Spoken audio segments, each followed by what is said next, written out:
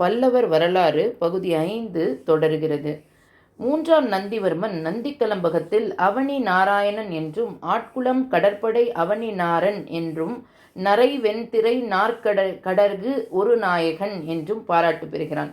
இவன் காலத்தில் மல்லையிலும் மயிலையிலும் துறைமுகங்கள் அமைந்திருந்தன.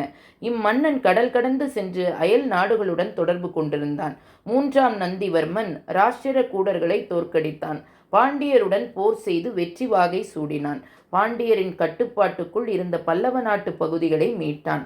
வடக்கிலும் தெற்கிலும் பல்லவ பேரரசுக்கு ஏற்பட்ட ஆபத்துகள் இவனது ஆட்சி காலத்தில் ஒழிந்தன.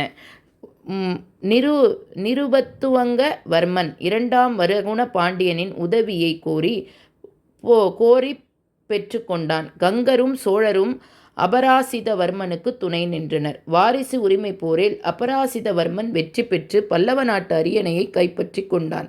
அபராசிதவர்மன் 18 ஆண்டுகள் அரசு புரிந்தான். நிருபதுங்கவர்மன் இழந்த நாட்டை மீண்டும் பெற முயன்றான். ஆனால் அதில் அவனுக்கு வெற்றி கிட்டவில்லை. அப்போது தலையெடுத்து வந்த சோழருடைய ஆதரவை அபராசிதவர்மன் பெற்றிருந்ததே அதற்கு காரணமாகும். இவனது ஆட்சி காலத்தில் 2ஆம் வரகுண பாண்டியன் பாண்டிய நாட்டை ஆண்டு வந்தான். இப்பாண்டியன் தன் தந்தை சீமர சிவலப்பன் இழந்த சோழ நாட்டு பகுதியை மீட்க எண்ணி அந்நாட்டின் மீது படையெடுத்து சென்று வெற்றி கொண்டான். இழந்த பகுதியை மீட்டு கொண்டான்.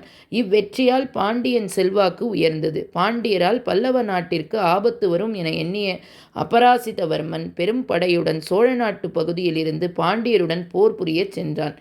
கங்கரசின் முதலாம் பிரிதிவிபதியும் விசயாலய சோழனுடைய மகன் ஆதித்த சோழனும் அபராசிதவர்மனுக்கு துணையாக சென்றனர். கும்பகோணத்திற்கு அருகில் உள்ள திருப்பரம்பயம் எனும் இடத்தில் நடந்த போரில் முதலாம் பிரிதிவிபதி கொல்லப்பட்டான். அபராசிதவர்மனும் ஆதித்த சோழனும் வெற்றி பெற்றனர்.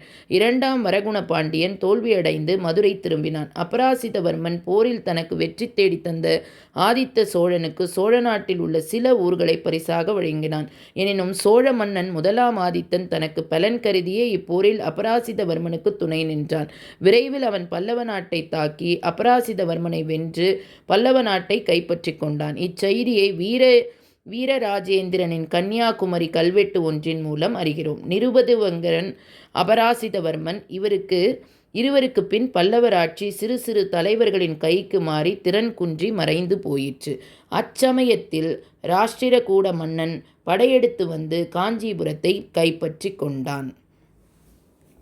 இறுதி பகுதி பல்லவராட்சி முடிந்தது.